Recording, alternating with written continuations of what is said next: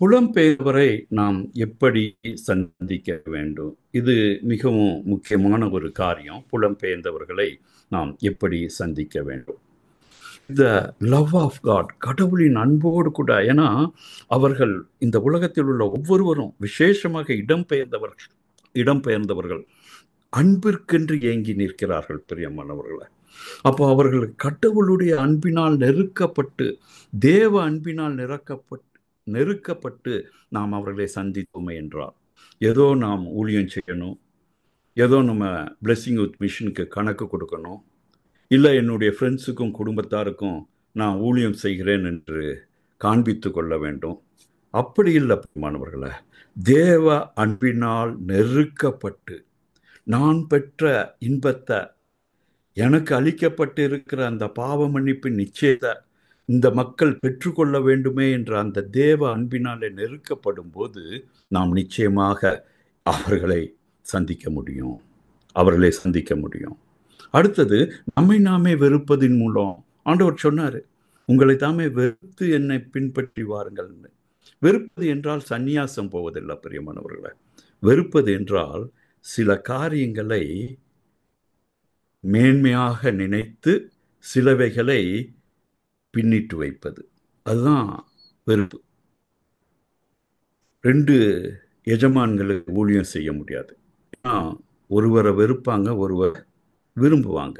அதுதான் இயேசு கிறிஸ்து சொன்ன சத்தியம். அதே போல இதுலேயும் ப்ரையாரிட்டி, எதுக்கு முதலிடம் கொடுக்குறோம்?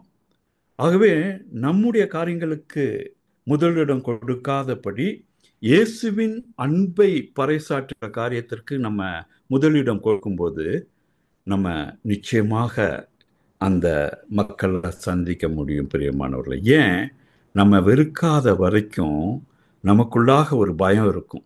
எப்படி பேச போகிறோமோ, தப்பாக போயிட்டா என்ன பண்ணுகிறது, அவமானமே போய்விடுமே, அவர்கள் ஓரளவு படிக்காதவர்களாக இருக்கிறாங்க, நம்ம படித்தவர்களாக இருந்தும் ஹிந்தி பேச தெரியாதனால அவர்கள் முன்னிலையில் முட்டாள்களாக காணப்படுவோமே. இந்த காரியம் எப்போ நீங்கும் பிரியமானவர்கள? நாம் நம்மை வெறுத்து தேவ அன்பினால் பெருகும்போது. தேவ அன்பினால் நான் அடிக்கடி நினைக்கிறது பிரியமானவர்கள, நம்ம வீட்டில் நம்முடைய பெற்றோர்களோ நம்முடைய சகோதரரோ சகோதரிகளோ ஒரு பெரிய அச்சீவ்மெண்ட் பண்ணிட்டு அப்படின்னா எத்தனை பேருக்கு சொல்கிறோங்க. சொல்லாமல் நம்மளால் தூங்க முடியாது. இன்றைக்கி வாட்ஸ்அப் இருக்குது, எவ்வளோ மீடியா இருக்குது. இவங்க பண்ண அச்சீவ்மெண்ட்ஸை போட்டு, மெடலை போட்டு, ஃபோட்டோ போட்டு, அப்படின்னா தான் நமக்கு தூக்கம் வரும். எத்தனையோ பேர் அதை அப்ரிஷியேட் பண்ணால் தான் தூக்கம் வரும்.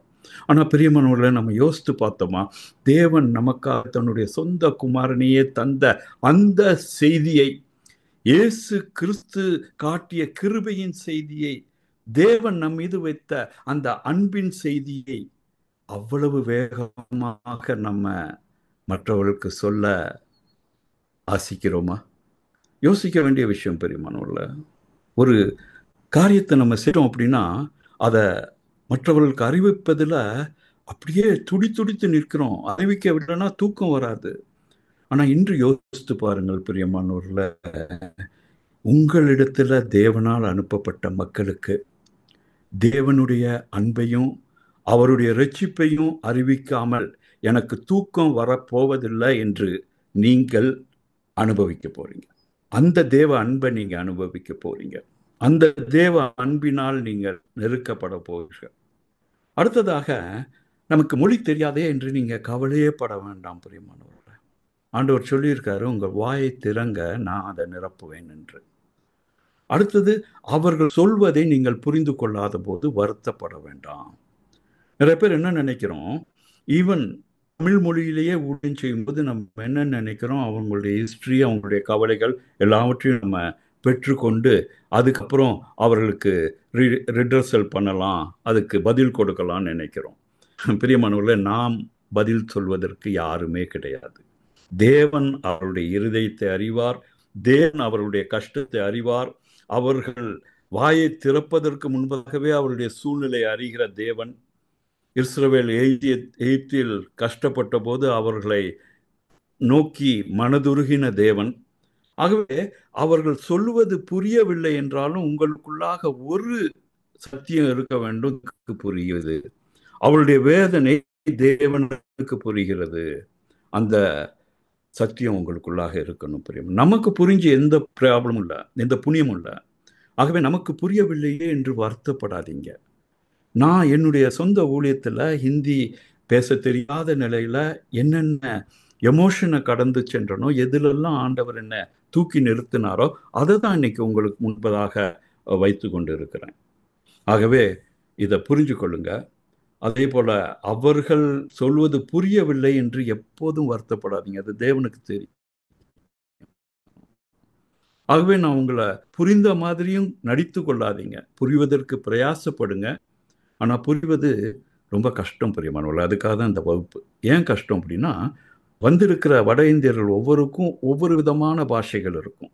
அவர்கள் வந்திருக்கிற மாநிலங்கள், அவர்கள் இருந்த சூழ்நிலைகள், அதை பற்றி வெவ்விதமான அந்த ப்ரொனன்சியேஷன் இருக்கும், வெவ்விதமான வார்த்தைகள் இருக்கும். ஆகவே அதை புரிந்து கொள்வது கொஞ்சம் கஷ்டம்தான்.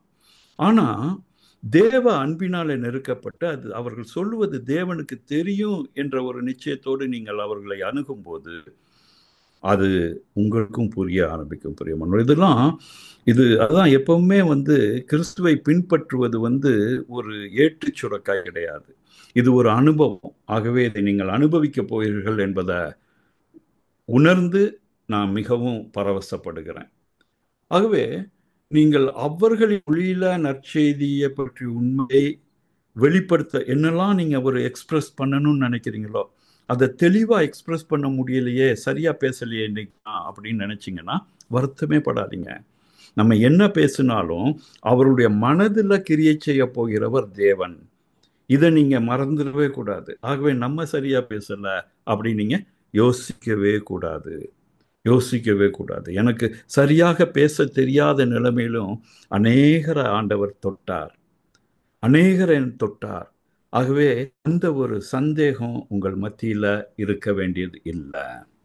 அடுத்து நான் சொன்ன விதமாக கர்த்தருடைய அன்பினால நெருக்கப்பட்டு இவர்களும் பாவங்கள் மன்னிக்கப்பட்டு விட்டது, 2000 ஆண்டுகளுக்கு முன்பதாகவே இவருடைய பாவங்கள் மன்னிக்கப்பட்டு விட்டது என்ற சத்தியத்தை அறிய வேண்டுமே, நித்திய ஜீவனை சுதந்திரித்துக் கொள்ள வேண்டுமே என்ற தாகத்தோடு கூட நம்ம முயற்சி எடுக்கும்போது ஆண்டவர் அந்த முயற்சியை ஆசீர்வதிப்பார். ஆகவே இன்று சில பகுதிகளை நம்ம பார்ப்போம். ஆனால் பேச வேண்டியது மிகவும் அவசியம். பேசுனாதான் அவர்கள் நம்ம வரவேற்பாங்க, அவர்களுக்கு ஒரு அரவணைப்பு கிடைக்கும். ஆகவே ஹிந்தி மொழியில் பேச வேண்டியது ரொம்ப அவசியம். ஆகவே தான் மதன் சிங் அண்ணன் இந்த பேச்சில் சொன்னாங்க, அநேகரை சந்தித்து பேசியதாகவும் ரயில் பயணத்தில் ஒருவருக்கு உதவி செய்ய முடிந்ததாகவும் அவங்க சொன்னாங்க. ஆகவே அதே கிருபைகளை ஆண்டவர் இன்று நம் அனைவருக்கும் தர ஜெபத்தோடு கூட நாம் கற்றுக்கொள்ள ஆரம்பிப்போம். எப்பவுமே நம்ம யாரையும் பார்த்தா நீங்கள் எப்படி இருக்கிறீங்க அப்படின்னு தான் கேட்குறோம். நீங்கள் எப்படி இருக்கிறீங்க அப்படின்னு கேட்குறதுக்கு ஹிந்தியில் என்ன அப்படின்னா ஆப் கைசே ஹேன், நீங்கள் எப்படி இருக்கிறீங்க, ஆப் கைசே ஹேன். நல்லா இதை புரிஞ்சுக்குங்க. ஆப் கைசே ஹேன். இல்லை, இதை ரொம்ப வேற விதமாக கேட்கணும். அதாவது இங்கிலீஷில் கேட்பாங்க ஹவு டு யூ டூ. அப்போ ஹவு டு யூ டூன்னா வார்த்தைக்கு வார்த்தை அதை மொழிபெயர்த்து நீங்கள் என்ன எப்படி செய்கிறீங்க அப்படின்னு இல்லை. ஹவு டுன்னா ஹவ் ஆர் யூ, அதுதான் அர்த்தம். அதே மாதிரி ஹிந்தியில் நீங்கள் கேட்கணும் அப்படின்னா கியா ஹால் ஹே, கியா ஹால் ஹே. ஹால்னா உங்களுடைய நலம், கியா அப்படின்னா என்ன. அப்போ கியா ஹால் ஹே அப்படின்னு கேட்டிங்கன்னா நீங்கள் உங்களுடைய நலம் என்ன அப்படின்னு நலம் விசாரிப்பதாக மாறிவிடும். ஆகவே நீங்கள் எப்படி இருக்கிறீங்க, அந்த இன்ட்ரோடக்டரி ஸ்பீச்சில் 2 காரியங்கள் இருக்குது பெரியமானவர்களை. ஒன்று ஆப் கேசே ஹேன், அது டைரக்டாக நீங்கள் எப்படி இருக்கிறீங்க அப்படின்னு கேட்கறது. அடுத்தது கொஞ்சம் பெட்டர் ஹிந்தியில் கியா ஹால் ஹே அப்படின்னா உங்கள் நலன் விசாரிக்கிறேன் அப்படின்னு அர்த்தம். கியா ஹால் ஹே அப்படின்னு கேட்கறது. அடுத்து பேசும்போது நம்ம ரொம்ப கவனிக்க வேண்டியது என்னன்னா, நம்ம தமிழ்லையும் இருக்கு, ஆங்கிலத்தில் அது கிடையாது. தமிழ்லையும் நம்ம மரியாதை கொடுத்து பேசுகிற சொற்பதங்கள் உண்டு. ஆகவே நீங்கள் என்று பேசுறப்ப ஆப் அப்படின்னு சொல்லணும். அதாவது நமக்கு சிறு வயதில் பெரியவர்களாக இருக்கிறாங்க, அப்படின்னா ஆப்புன்னு சொல்லலாம். இல்லை இந்த ஆப்பை காமனாக நம்ம யூஸ் பண்ண ஆரம்பிச்சிட்டா, அதனால தான் ஆப் கைசே ஹேன் அப்படின்னு நான் அங்கே போட்டிருக்கேன். அப்போ இந்த ஆப்பை நம்ம காமனாக யூஸ் பண்ண ஆரம்பிச்சிட்டா அதில் தப்பே கிடையாது. அடுத்து தும் அப்படின்னா நம்மளுடைய ஈக்குவல் ஏஜ், இன்னும் நம்மளுடைய குறைவான மக்களை மரியாதையோட பேசுறது தான் தும்னாலும். அதுவும் ஒரு மரியாதைக்குரிய பதம் தான். ஆனால் ஆப் என்பது நமக்கு பெரியவர்களுக்கு கொடுக்குற மரியாதை. அதை சிறியவர்களுக்கு கொடுத்தாலும் அதில் எந்த ப்ராப்ளமும் கிடையாது. அதனால எந்த தகராறும் வர போகிறதில்லை. இங்கே வட இந்தியாவில் பார்த்தீங்கன்னா சிறு குழந்தைகளை ஆப் அப்படின்னு சொல்லி தான் கூப்பிடுவாங்க, ஆப் அப்படின்னு தான் கொஞ்சுவாங்க. ஆகவே ஆப் என்பதை நம்ம யூஸ் பண்ண தெரிஞ்சுக்கணும். ஸோ முதலாவது நீங்கள் என்ன கற்றுக்கிறீங்க அப்படின்னா, நீங்கள் எப்படி இருக்கிறீர்கள், ஆப் கைசேங்க, இல்லைன்னா கியா ஹால். ஸோ ஆப் அவர் தும் அப்படின்றத நம்ம உபயோகப்படுத்தலாம். அதில் ஆப்புன்றத அதிகமாக உபயோகப்படுத்த நான் உங்களை ஊக்கப்படுத்துகிறேன். அடுத்தது நீ அப்படின்னா து. அதாவது தும்ன்றது இல்லாமல் து அப்படின்னா ரொம்ப இகழ்வாய் பேசுகிற ஒரு காரியம். யாரையும் மதிக்காம து அப்படின்னு ரொம்ப இகழ்வாய். நீன்றது கூட ஒரு மரியாதையோட கூட இருக்கு தமிழ் மொழியில. ஆனா இந்த ஹிந்தி மொழியில இந்த து அப்படின்றது மிகவும் இழிவாக ஒருவரை நடத்துகிற ஒரு பதம். ஆகவே இந்த து அப்படின்றத நீங்க உபயோகிக்காமல் இருப்பது நல்லது. இதை மறந்தே போயிடுங்க நீங்க. ஆகவே அடுத்தது நம்ம சொல்ல வேண்டியது என்ன அப்படின்னா, இயேசு உன்னை நேசிக்கிறார். இயேசு உன்னை நேசிக்கிறார். Jesus loves you. அப்போ ஈஷு आपसे प्यार करते हैं. ईशु आपसे प्यार करते हैं. बोलो ईशु आपसे. आप आपसे. आपसेனா உங்களிடத்தில். प्यार प्यार करते हैं. प्रेम प्रेम சொல்லிட்டா रखते हैं சொல்லணும். प्यारன்னு சொல்லிட்டா करते हैं அப்படின்னு சொல்லணும். அப்போ இதை சரளமாக ஒரே ஒரு லைனை பார்த்துக்குவோம். ரொம்ப காம்ப்ளிகேட்டடாக போக வேண்டாம். ஈஷு ஆப்சே பியார் கர்த்தே ஹேன். ஸோ இதை நம்ம இன்னைக்கு நல்லா கற்றுக்கணும். பாருங்கள், நான் சொல்லுகிற இந்த வார்த்தைகளெல்லாம் நீங்கள் மெதுவாக கற்றுக்குங்க. அடுத்த வகுப்புலேருந்து வார்த்தைகள் அதிகமாகவும் பயிற்சிகள் அதிகமாகவும். இன்னும் நான் என்ன யோசிச்சுருக்கேன் அப்படின்னா, வேத வாக்கியங்களையும் வேத வசனங்களையும் வைத்தே நாம் இந்த காரியத்தை கற்றுக்கொள்வது மிகவும் எளிமையாக, சீக்கிரமாக நாம் சுவிசேஷத்தை பகிர்ந்து கொள்ள உதவும் என்று தேவனுடைய நடத்துதலினால் உந்தப்பட்டு இருக்கிறேன். ஆகவே அடுத்த வகுப்பிலிருந்து அப்படியாக நாம் கற்றுக்கொள்ள போகிறோம்.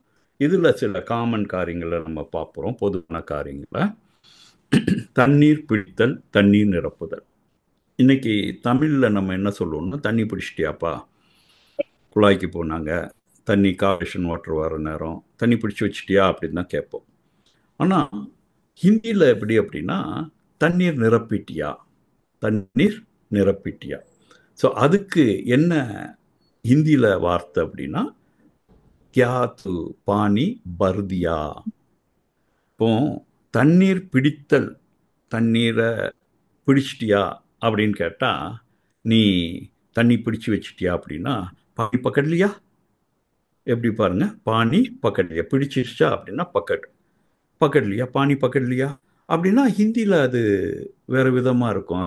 அது அவங்களுடைய வழக்கம் கிடையாது அப்படி பேசுகிறது.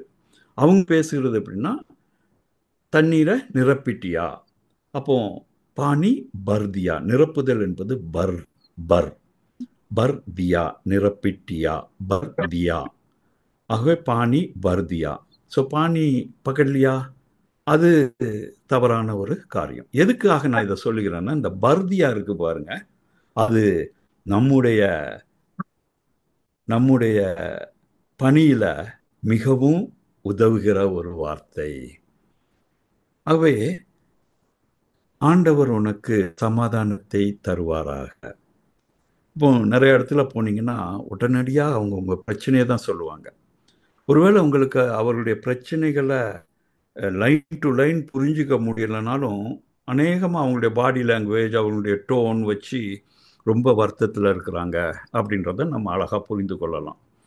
அப்போ ஆண்டவர் தேவன் உங்களுக்கு சமாதானத்தை தருவார் அப்படின்னு தான் நம்ம தமிழில் சொல்லுவோம். அவன் நீங்கள் இந்த இந்தியை கற்றுக்கும் போது அநேக வேளையில் நீங்கள் தமிழில் எப்படி மக்களோட கூட இந்த வார்த்தைகளை, அன்பின் வார்த்தைகளை, ஜீவ வார்த்தைகளை, தேவனுடைய சமாதானத்தை எப்படி மக்களுக்கு சொல்லுகிறீர்கள் என்பதை நீங்கள் மனதில் வைத்துக்கிட்டீங்கன்னா அப்படின்னா அப்படியே தான் அதை இந்தியில் மாற்றிடலாம். அப்போ இங்கே உங்களுக்கு சமாதானம், தேவனுக்கு சமாதானம் தருவார். இப்போ பரமேஸ்வர் இல்லை பரமேஸ்வர்னு போட்டிருக்கேன். பரமேஸ்வர்னா கொஞ்சம் அதில் தமிழ் அக்சென்ட் இருக்குது. நீங்கள் ஹிந்தியில் கர்த்தரை பற்றி பேசணும் அப்படின்னா பரமேஸ்வர், பரமேஸ்வர் அந்த கொஞ்சமாக தான் உச்சரிக்கணும். அப்போ பரமேஸ்வர் தும்மே சாந்தி தேகா. பரமேஸ்வர் தும்மே சாந்தி தேகா. தேனா தருவார், தேகா அப்படின்னா தேனா கிவிங், தேகா அப்படின்னா தருவார், ஃபியூச்சர் டென்ஸ்.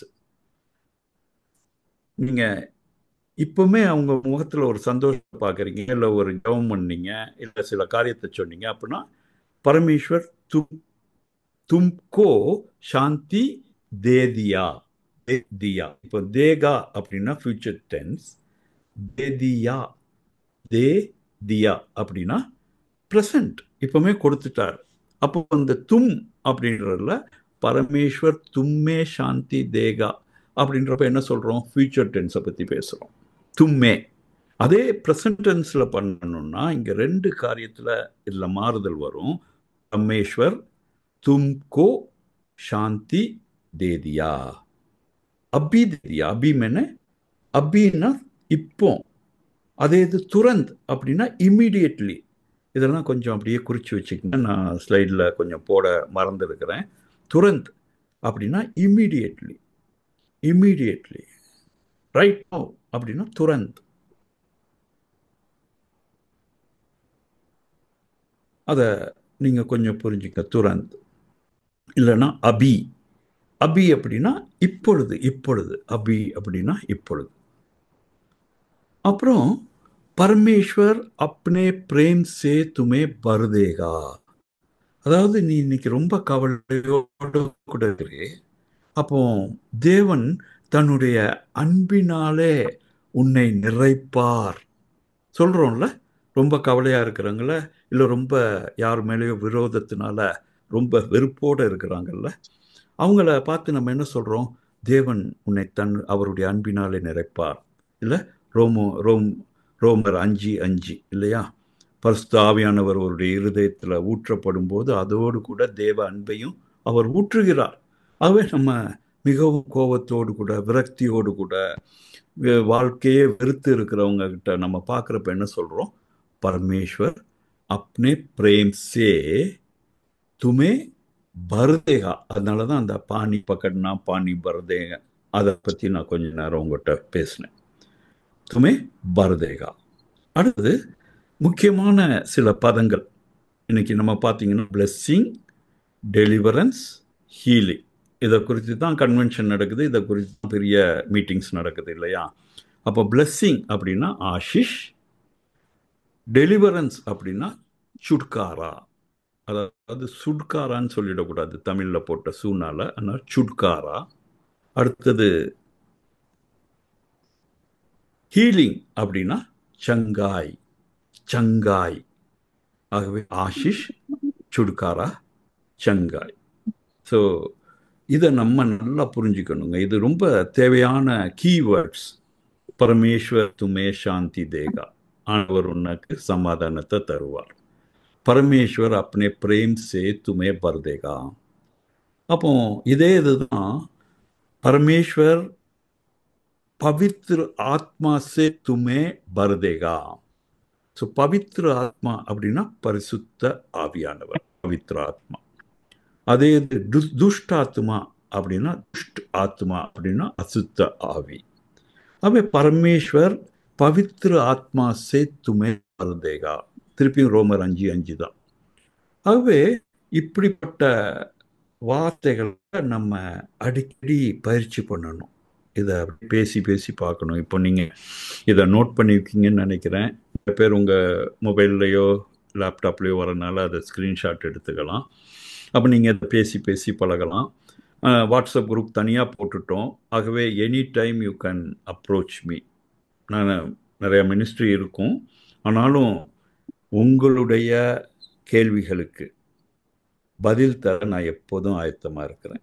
ஆகவே அதை மறந்துடாதீங்க. ஆகவே இவைகளெல்லாம் நோட் பண்ணிக்கோங்க. தொடர்ந்து மே மே இது ரெண்டுக்கும் உள்ள வித்தியாசத்தை இன்று நாம் பார்க்க போகிறோம். இதெல்லாம் ரொம்ப முக்கியமான பேசிக் லேர்னிங்ஸ். நம்ம ரொம்ப கிராமட்டிக்கலாக சொல்லிக் கொடுக்க எனக்கு தெரியாது. ஆனால் நீங்கள் பேசுகிறப்ப நீங்கள் என்ன பேசுகிறீர்கள் என்ற தெளிவு உங்களுக்கு இருக்கணும். அதை தான் இன்னைக்கு சொல்லிக் கொடுத்து கொண்டு இருக்கிறேன். அவருடைய கிருபையினால, அவருடைய நடத்துதலினால. மே அப்புறம் மே, ஒரு மே மே, அடுத்தது மே. இப்போ மே அப்படின்னா நான், மே அப்படின்னா நான், மே அப்படின்னா நான், மே அப்படின்னா இதில், இந்த, இதற்குள்ளாக. மே அப்படின்னா ஒரு கன்ஜெக்டிவ் வேர்டு. அது மே, ஷார்ட் மே. லாங் மேனா மே அப்படின்னா நான். ஆகவே இதை இப்போ புரிந்து கொள்வீர்கள் பாருங்க. மே படி முசிபத் மேஹூ, மே படி முசிபத் மேஹூ. பொதுவாக எந்த மக்களிடத்துல போனாலும் ஆண்டவர் எவ்வளவு தான் ஆசீர்வதித்திருந்தாலும் அவங்க சொல்லுகிற ஒரு காரியம் என்னன்னா, நான் ரொம்ப ப்ராப்ளத்தில் இருக்கிறேன் பிரதர். என்ன சொல்லுவாங்க? நான் ரொம்ப ப்ராப்ளத்தில் இருக்கிறேன். அதுதான் இங்கே ஹிந்தியில் போட்டிருக்கேன். நான் ரொம்ப ப்ராப்ளத்தில் இருக்கேன். மே படி, படி அப்படின்னா பெரிய பெரிய, முசிபத் அப்படின்னா ப்ராப்ளம், மேகும் ப்ராபலத்தில். அப்போ இந்த மேக்கும் இந்த மே அதுக்கும் உள்ள வித்தியாசம் உங்களுக்கு இப்போ புரிஞ்சிருக்கும். மே அப்படின்னா நான், மே படி முசிபத் மே ஹூ. ஹூ அப்படின்னாலே ப்ரெசன்ட் டென்ஸ். இப்போ இருக்கிறேன், இப்போ இப்படிப்பட்ட நிலைமையில் இருக்கிறேன். மே படி முசிபத் மே ஹூ. படி முசிபத்துக்கு இன்னொரு வேர்டு சமஸ்யா. அதெல்லாம் நான் மெதுவாக நிறைய வார்த்தைகளை நான் உங்களுக்கு ஸ்லைடில் போட்டு காமிக்கிறேன். இப்போதைக்கு நீங்கள் தெரிஞ்சுக்க வேண்டியது இதில் முக்கியமாக மே அவர் மே அப்படின்னா முசிபத்தில், ப்ராபத்தில் அப்படின்னா சின்ன மே, நான் அப்படின்னு சொல்கிறப்ப பெரிய மே. அடுத்தது ஹமாரே. சில பேர் ஒரு குடும்பத்துக்குள்ளே போனீங்கன்னா என்ன சொல்லுவாங்க? பெரிய பிரச்சனைங்க குடும்பத்தில், தீரவே தீராத பிரச்சனை அப்படின்னு சொல்லுவாங்க இல்லையா? அப்போ அந்த மாதிரி இடத்துக்கு போகிறப்ப அவங்க என்ன சொல்லுவாங்க அப்படின்னா, ஹமாரே. ஹமாரேனா எங்க, ஹமாரே அப்படின்னா எங்க. கர்மே. இப்போ இந்த க இருக்கு பாருங்க, இந்த கன்னு நம்ம தமிழில் எழுதுறோம். க ப இதெல்லாம் ஒரே வார்த்தை தான் நமக்கு. ஆனால் ஹிந்தியில் இந்த கக்கு நிறைய வார்த்தைகள் இருக்கு. க வேற, க வேற, க வேற. அந்த மாதிரி, அதாவது KHA அப்படின்னா அந்த க வேற. ஓ, அது நிறையா இருக்குது. ஆனால் அதை பற்றிலாம் நீங்கள் கவலையப்பட வேண்டியதில்லைங்க. இப்படிப்பட்ட சொற்பதங்களையும் சொற்றொடர்களையும் நீங்கள் கற்றுக்கொண்டு அனாவசியமாக பேசலாம், அழகாக பேசலாம். கடவுள் அதுக்கு உங்களுக்கு கிருபை தருவார். ஆகவே பெருசாக கால எத்தனை க இருக்கு, க க கன்னு பேச வைக்கிற தேவையில்லை. இப்போ இங்கே என்ன அப்படின்னா, வீடு அப்படின்னா கர், வீடுனா கர்.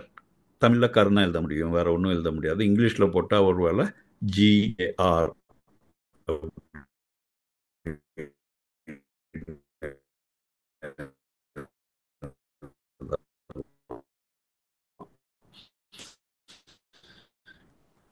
குழப்பம். கலேஷ் அப்படின்னா பெரிய குழப்பம், பேட்டில் வீட்டில் போயிட்டு இருக்கு அப்படின்னா, ஹே அப்படின்னா போயிட்டு இருக்குது. இப்போ ஹமாரே அப்படின்னா ஹே வரும், மே அப்படின்னா ஹூ வரும். ஹமாரே அப்படின்னா ஹே வரும், மே அப்படின்னா ஹூ வரும். அப்புறம் அடிக்கடி மக்கள் சொல்ற அடுத்த பிரச்சனை என்ன அப்படின்னா, ஹம் உப்பர் பஹூத் கர்ஜ் ஹை. ஹமாரே உப்பர், உப்பர்னா மேல, ஹமாரே உப்பர் எங்கள் மேல். பஹூத் அப்படின்னா மிகுதியான, ரொம்ப மிகுதியான. கர்ஜ, கர்ஜ் அப்படின்னா என்னன்னா கடன். கர்ஜ் அப்படின்னா கடன். அதே இது கர்ச்சா அப்படின்னா செலவு. கர்ஜினா என்ன? கடன். கர்ச்சா அப்படின்னா செலவு. ஆகவே இந்த காரியங்களை மெதுவாக நீங்கள் பயிற்சி பண்ண ஆரம்பிங்க. நிச்சயமாக வருகிற வகுப்பில் நம்ம இன்னும் அதிகமாக பார்க்கலாம். நான் சொன்ன மாதிரியாக வேத வசனங்கள், எந்தெந்த வார்த்தைகள் நம்ம சுவிசேஷத்தை அறிவிக்க எந்த வசனங்களை பயன்படுத்துகிறோமோ அந்த வசனங்களை வைத்து நாம் நிச்சயமாக இன்னும் இன்னும் ஆழமாக நிறைய காரியங்கள் பயிற்சி செய்ய போகிறோம். இன்று நான் இதோட தான் முடிக்கிறேன், டைமும் முடிய போகுது. அதில் நம்ம கற்றுக்கொள்ள வேண்டிய ஒரு காரியம், ஆர்வத்தோடு கூட சுவிசேஷத்தை அறிவிக்க வேண்டும் என்ற தாகத்தோடு கூட நம்ம கேட்டோம் அப்படின்னா 2 மாதங்கள் அல்லது 3 மாதங்களுக்குள்ளாக நீங்கள் சரளமாக ஹிந்தி பேச ஆரம்பிச்சிடுவீங்க. வசனங்களை படிக்க தெரியாவிட்டாலும் சரளமாக அதை மனனம் செய்து சொல்ல ஆரம்பித்து விடுவீர்கள். இதுக்கு கடவுளுடைய கிருபையோடு கடவுளுடைய நடத்தலோடு கூட நான் கேரண்டி தருகிறேன். ஆகவே கிரமமாக இதை கற்றுக்கொள்ளுங்க. இன்றைக்கு நீங்கள் கற்றுக்கொண்ட பகுதி, ஏன்னா ரொம்ப பகுதி தான், மற்றெல்லாம் நான் கொஞ்சம் வசனங்களை வைத்து உங்களை கடவுளுக்குள்ளாக நடத்தி கொண்டு போயிட்டு இருந்தேன். ஏன்னா ஏன் வட இந்தியரை உங்களிடத்தில் அனுப்பியிருக்கிறாரு, எப்படி பல தேசத்தையும் அந்த மேலறையில் பயத்தோடு இருந்த மக்களிடத்தில் அனுப்பினாரோ அதே போல் உங்களிடத்தில் அனுப்பியிருக்காரு. அப்போ ஏன் அனுப்பினவர் நிச்சயமாக உங்களுக்கு மொழியினுடைய வரத்தை தருவார், மொழியினுடைய அபிஷேகத்தை தருவார். அவள் பேசுகிறத நீங்கள் புரிந்து கொள்ளவும், நீங்கள் அவர்களுக்கு சரியாக பதில் கொடுக்கவும் நிச்சயமாக அவர் தருவார். ஏன்னா அவர் அனுப்பியிருக்கு, இது அவருடைய சித்தம். அதற்காக தான் இந்த நேரத்தை அவர் தேர்ந்தெடுத்திருக்கார். ஆகவே இந்த நாளில் நடத்தப்பட்ட சிறிய வகுப்பு தான் ஹிந்தியை கற்று, இதை குறித்து உங்களுடைய ஃபீட்பேக், இல்லை இன்னும் விரிவாக போகணுமா, இன்னும் மெதுவாக போகணுமா என்பதெல்லாம் நீங்கள் எனக்கு வாட்ஸ்அப்பில் கொஞ்சம் சொன்னீங்க அப்படின்னா நம்ம அதைப்படி செய்யலாம். ஆகவே இன்று இதோ கூட நான் இந்த கிளாஸை முடிக்கிறேன். சகோதரர் டிக்சன் நான் இந்த காரியத்தை தருகிறேன். டிக்சன். தேங்க்யூ அண்ணன். தேங்க்யூ அண்ணன். மிஷனரி சோமசுந்தரன் இருக்கிறாங்க. இந்த நாளுக்குள்ள இந்த பாடத்திற்காக ஜெபித்து முடிக்கும்படி அன்போடு இருக்கிறேன். சோமசுந்தரன் தொடர்ந்து. சோமசுந்தரன், இப்போ டேவிட் சொன்ன மாதிரி உங்களுக்கு ஏதாவது டவுட் இருக்குது, கிளாஸ்ல வேற மாதிரி எடுக்கணும்னா நீங்க அந்த குரூப்லயே ஷேர் பண்ணீங்கன்னா நல்லா இருக்கும். குரூப்ல அட்மின் மட்டும் தான் ஷேர் பண்ண முடியும். நம்ம எனக்கு பண்ணாங்கன்னா நம்ம அதுல ஷேர் பண்ணிக்குவோம். அப்போ ஆனந்துக்கு ஷேர் பண்ணுங்க. ஆனந்த் அத குரூப்ல ரெக்டி என்ன ஆஸ்வால்ட் என்ன இருக்கக்கூடிய குரூப் அட்மினுக்கு சென்ட் பண்ண சொல்லிருக்கேன். ஓகே ஆனந்த், நீங்க அப்ப அந்த குரூப்ல ஒரு மெசேஜ் போட்டு யாருக்கெல்லாம் அனுப்பலாம்னு நீங்க டேவிட் நான் போடுறேன். ஓகே சோமனை க்ளோசிங் பிரேயர் பண்ணிடலாம். சோமனை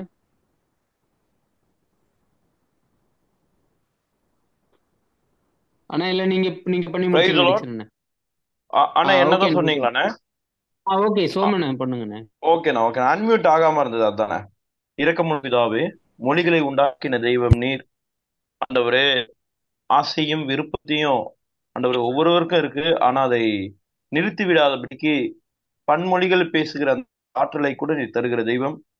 இந்திய ஊழியத்துல இந்தி பேசுகிற மக்கள் மத்தியில உங்களுடைய அன்பை சொல்ல, சுவிசேஷத்தை சொல்ல ஆண்டவரே அந்த கிருபைகளை இந்த மீட்டிங் அட்டன் பண்ண ஒவ்வொருவருக்கும் நீ தரும்படியாய் ஜெபிக்கிறோம். என் கிருபை உனக்கு போதும், my grace sufficient for the. ஆண்டவரே, எங்களுக்கு அந்த எழுத்து நடை தெரியலனாலும் ஆண்டவரே அந்த மொழி நடை, அந்த பேச்சு நடையிலையாவது நாங்க உங்க அன்பை சொல்லத்தக்கதான அப்படிப்பட்ட காரியங்கள் எல்லாம் ஆண்டவரே நீங்க வாய்க்கும்படியாய், வாய்க்க பண்ணும்படியாய், காரிய சித்தியை தரும்படியாய் ஆண்டவரே நாங்கள் ஜெபிக்கிறோம். ஆண்டவரே, இதற்காக பிரயாசப்படுகிற, இதற்காக இன்றைக்கு அந்த பயிற்சி கொடுத்த ஒவ்வொருவருக்காகவும் நாங்கள் உமக்கு நன்றி செலுத்துகிறோம். உம்முடைய நாமம் மகிமைப்படுவதாக. இந்த ட்ரைனிங் அட்டன் பண்ற ஒவ்வொருவரும் ஆண்டவரே, அவங்க வட இந்தியால மட்டும் இல்லை, இந்த சென்னையில நிறைய இந்திக்காரங்க இருக்கிறாங்க, அவங்களுக்கும் உங்க அன்பை சொல்ல கூடிய அந்த வழிவாசல்களை எல்லாம் ஏற்படுத்தி தரும்படியா ஜெபிக்கிறோம். உடைய நாமம் மாத்திரம் மகிமைப்படுவதாக, உடைய சித்தம் செய்யப்படுவதாக. இயேசு கிறிஸ்துவின் பெயரால் ஜெபம் கேளும் வல்லமையுள்ள பிதாவே. ஆமென், ஆமென், ஆமென்.